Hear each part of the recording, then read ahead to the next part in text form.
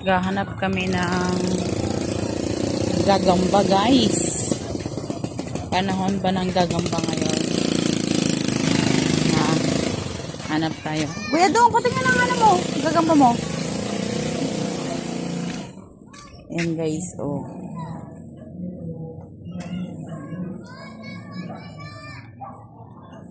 Hanap kami ng ikalaban niya.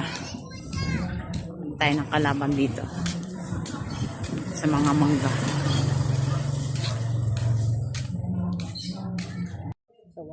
Tayo guys ng gagamba dahil maglalaban-laban tayo. Ilaban ko pala sa aking kapitbahay guys. Kaya ng gagamba. Wala lang tayong makita. Hanap tayo ng lawa.